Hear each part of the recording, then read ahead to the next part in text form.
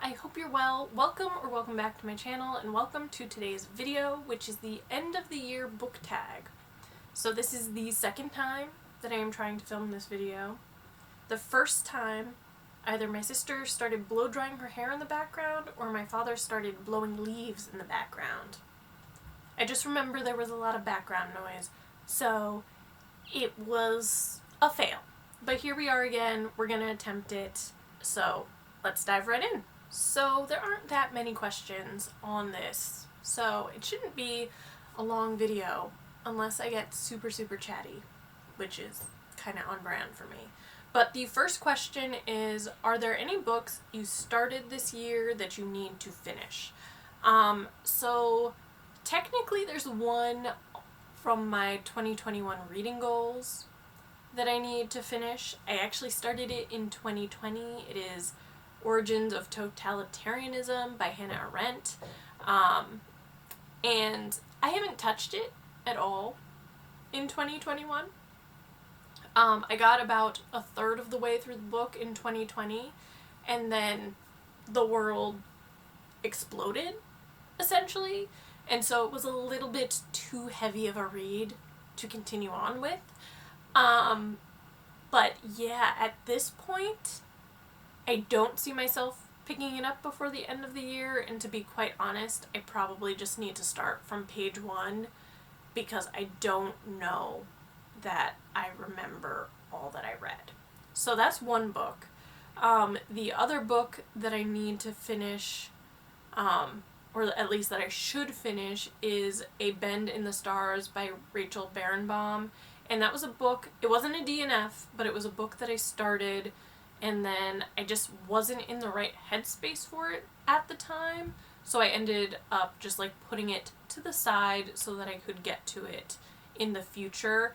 That was a book, honestly, I think that I would really enjoy it, but like I was listening to it as an audiobook, and I don't know if that was part of it, but I got like 25% of the way through and realized that I hadn't like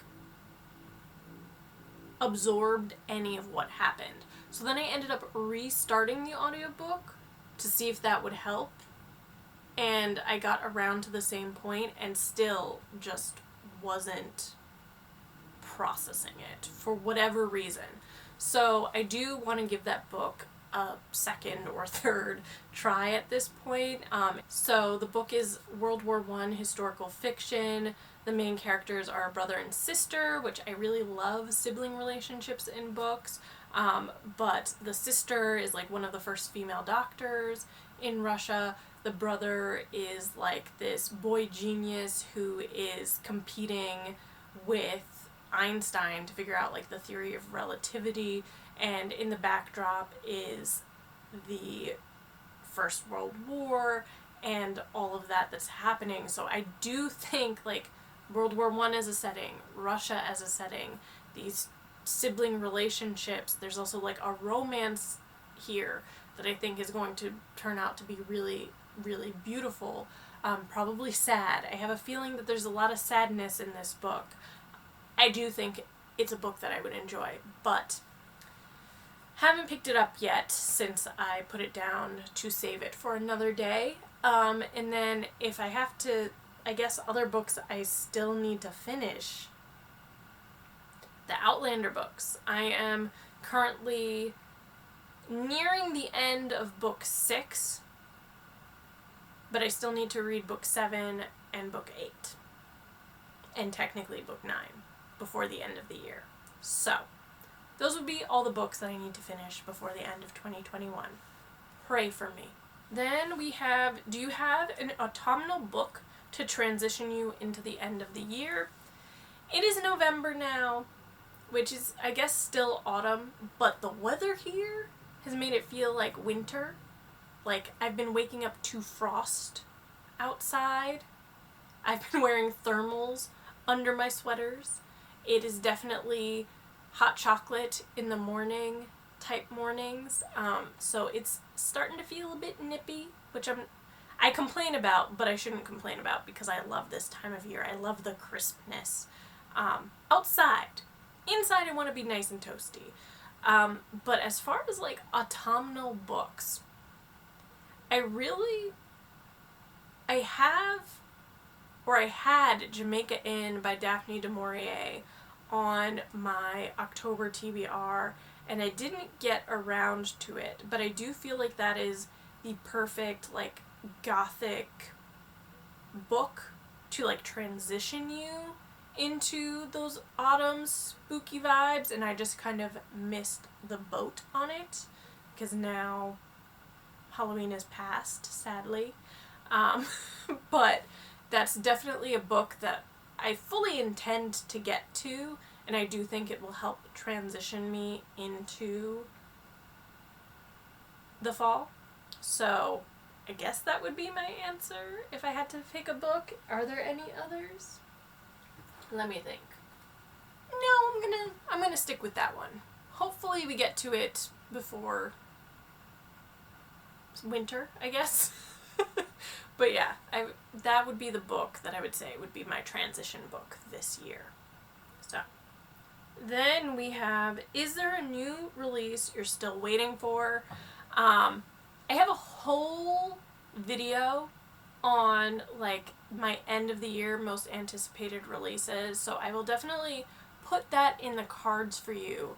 But the one that really sticks out for me is Go Tell the Bees That I Am Gone by Diana Gabaldon. It is book 9 in the Outlander series, and I'm very excited about it. I mean, let's be real. This is why I have given myself this gargantuan task to read the other 8 Outlander books this year, so that I could read that.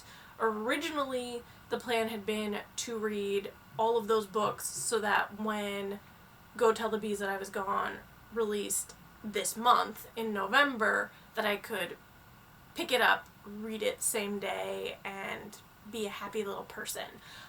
However, that didn't happen. There were several months when I didn't read Outlander books. I fell really, really far behind. So now I'm just trying to read it before the end of the year.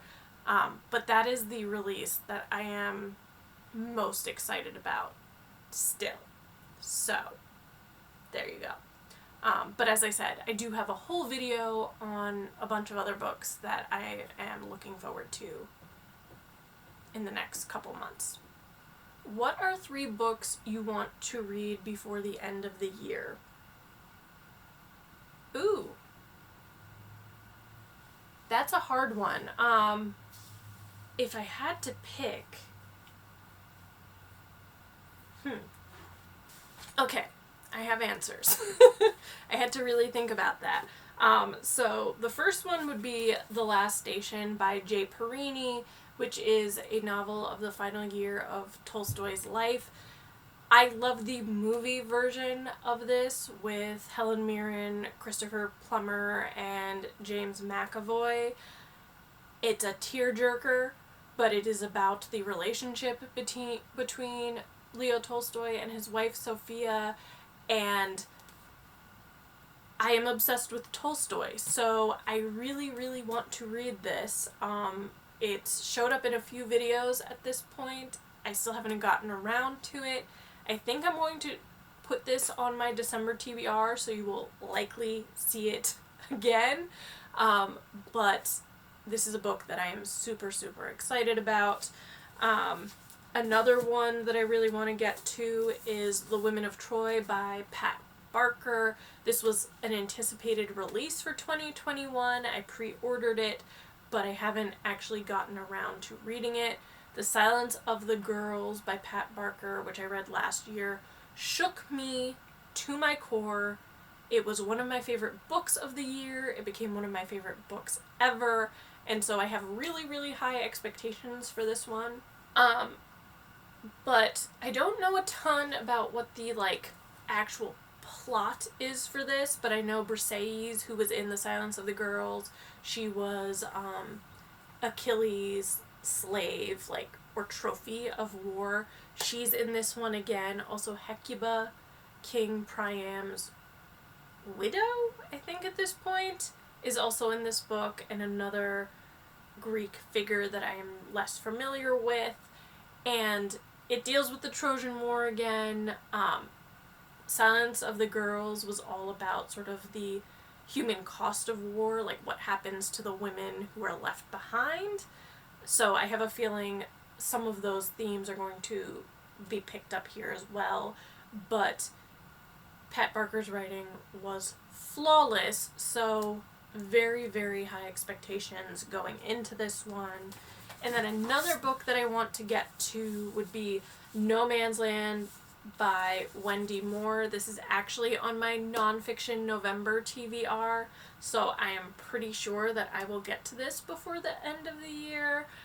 It is one of the books that I also had as a 5-star prediction, so that's also part of the reason why I want to get to it before the end of the year. But it is a book that is about these like female doctors, they're suffragettes who end up running this hospital during the First World War that is almost entirely staffed by women.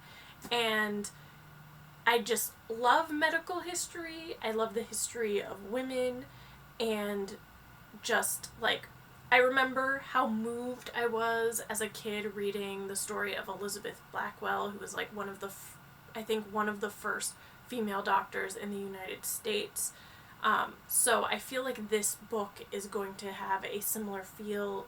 Like, they are women at a time when female doctors are very much a novelty, but it was very, very irregular for female doctors to work on soldiers and to treat them. So I think this will be a really interesting book. And as I said, it is on my nonfiction November list, so hopefully I get to it very soon. Next is there a book you think could still shock you and become your favorite book of the year? I don't know if there's a book that could shock me. I think there are definitely books that I still want to read that are contenders to be favorite books of the year, but there are none that I think are like sleepers. Like, I think The Last Station could be up there. I think Women of Troy could be up there. But yeah, I feel like at this point I am a pretty good judge of books for myself.